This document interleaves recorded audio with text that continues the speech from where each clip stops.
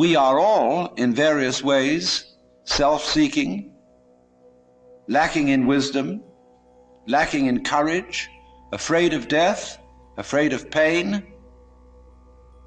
unwilling really to cooperate with others, unwilling to be open to others.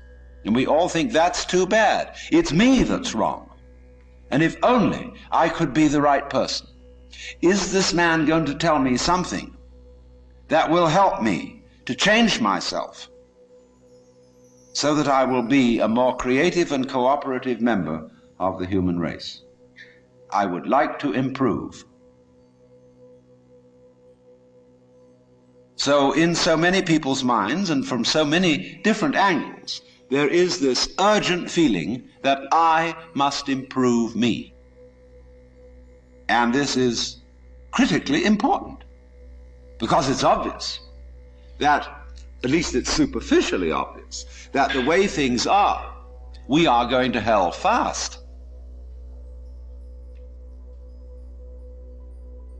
Now, in this question, can I improve me? There is the obvious difficulty that if I am in need of improvement, the person who's going to do the improving is the one who needs to be improved. And there immediately we have a vicious circle.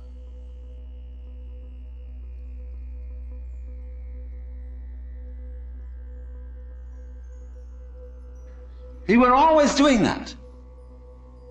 We're always finding a way to be one up. And by the most incredibly subtle means. So you see that, you see? And you say, I realize I'm always doing that. Now tell me, how do I not do that? I say, why do you want to know?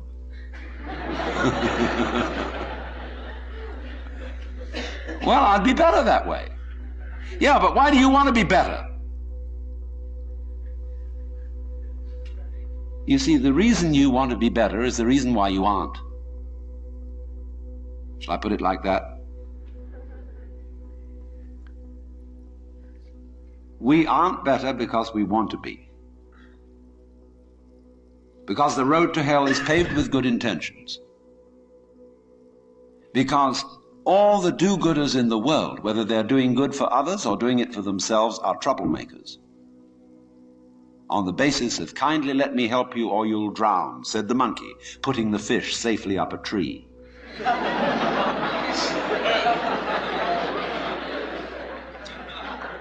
We white Anglo-Saxon Protestants, British, German, American,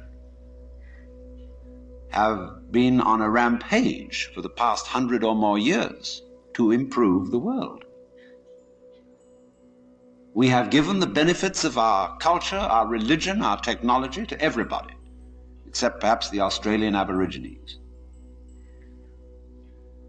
And we have insisted that they receive the benefits of our culture, even our political styles, our democracy. You had better be democratic, or we'll shoot you. And having conferred these blessings all over the place, we wonder why everybody hates us. See, because sometimes doing good to others, and even doing good to oneself, is amazingly destructive. Because it's full of conceit. How do you know what's good for other people? How do you know what's good for you? If you say you want to improve, then you ought to know what's good for you. But obviously you don't, because if you did, you would be improved. So we don't know.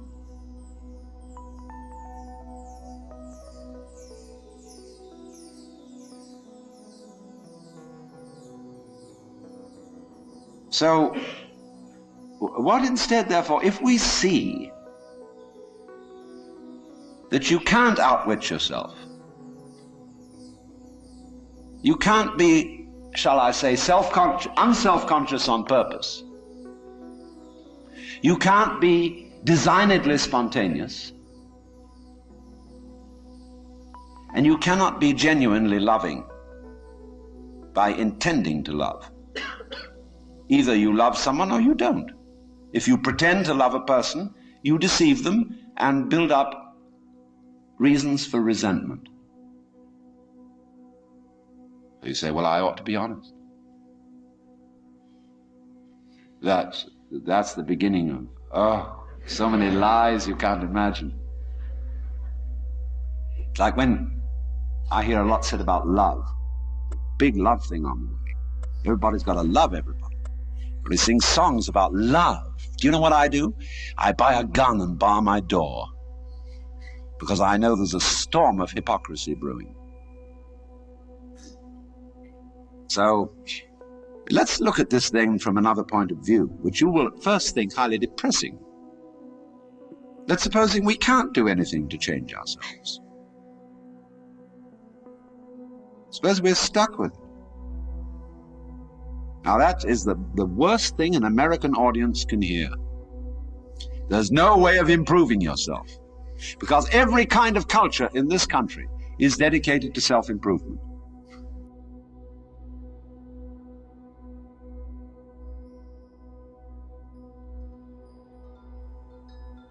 So, you see, you went out to do a self-improvement thing. Making money, you see, is a measure of improvement, a measure of your economic worthwhileness. Or at least that's what it's supposed to be. It isn't anything of the kind.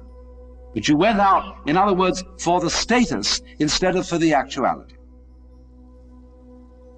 So if, in other words, you do an art, you're a musician, why do you play music? The only reason for playing music is to enjoy it.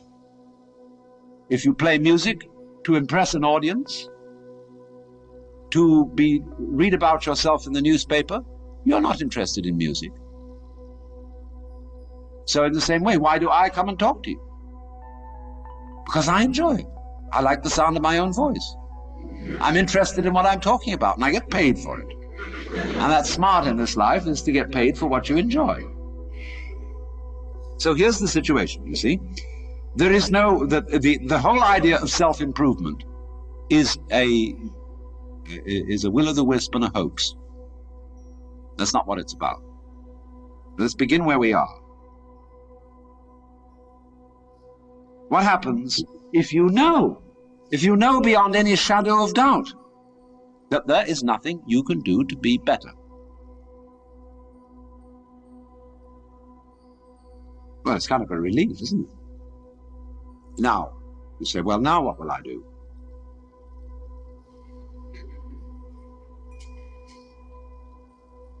See, there's a little fidget comes up.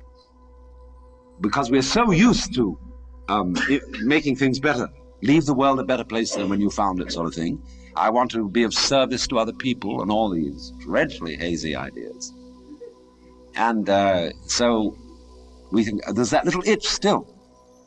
But supposing instead of that, seeing that there isn't really anything we can do to improve ourselves or to improve the world, if we realize that that is so, it gives us a breather in the course of which we may simply watch what is going on. Watch what happens. Nobody ever does this. Therefore, it sounds terribly simple. It sounds so simple that it almost looks as if it isn't worth doing. But you ever just watched? Watch what's happening, and watch what you are doing by way of reaction to it. Just watch it happen. And don't be in a hurry to think you know what it is. In other words, people look at say, oh, that's the external world. Oh, how do you know? The whole thing, from a neurological point of view, is happening in your head. That you think there is something outside the skull is a notion in your nervous system. There may or may not be, but it's a notion in your nervous system. You think this is the material world. Well, that's somebody's philosophical idea. Or maybe you think it's spiritual. That too is somebody's philosophical idea. This real world is not spiritual. It is not material. The real world is simply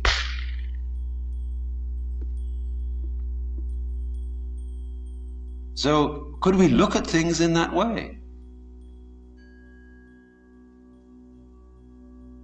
Without, as it were, fixing labels and names and gradations and judgments on everything, but watch what happens. Watch what we do. Now you see, if you do that, you do at least give yourself a chance.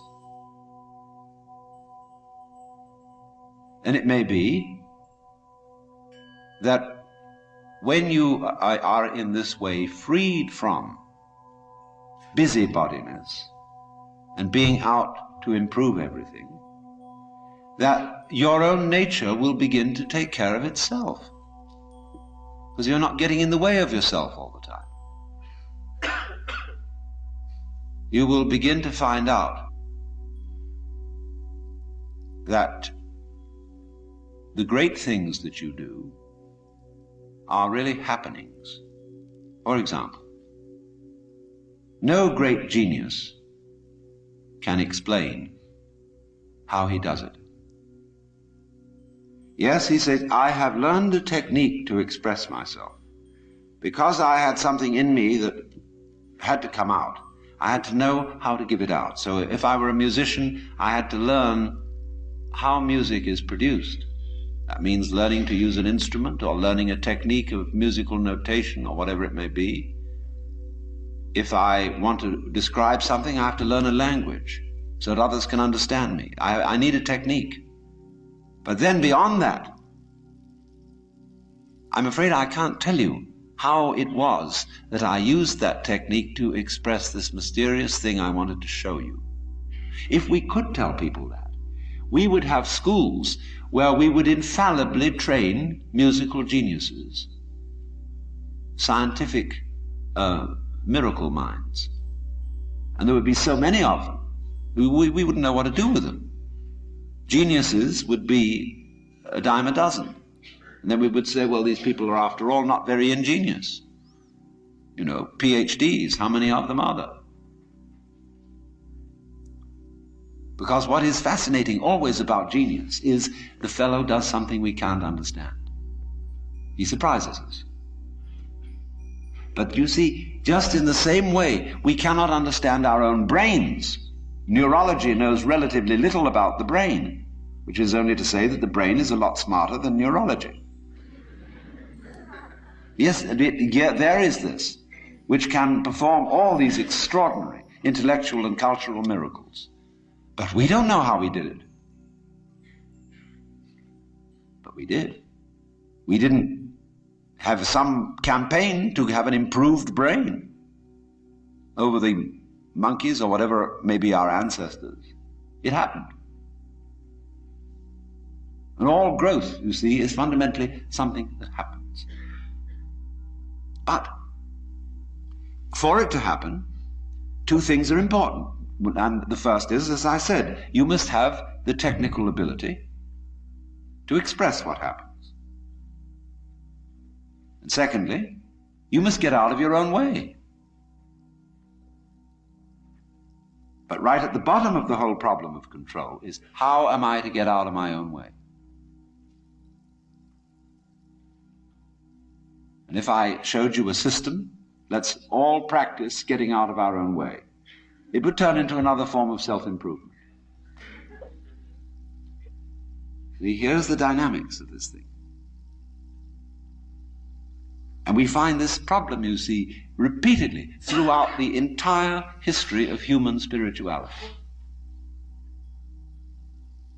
In the phraseology of Zen Buddhism, you cannot get this by thinking. You cannot attain to it by not thinking.